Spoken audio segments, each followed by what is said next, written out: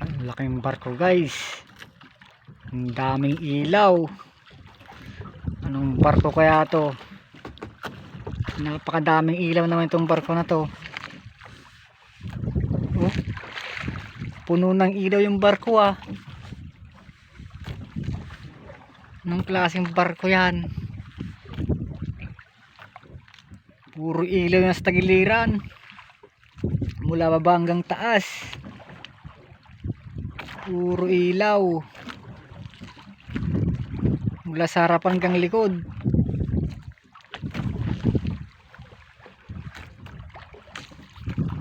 Anong barko yan? Ang laki pa.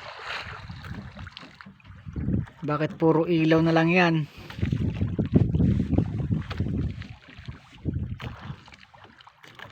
Ang liwanag. Pampasahero kaya yan? At ganyang kaliwanag naman. Ang daming ilaw. Puno ng ilaw yung barko.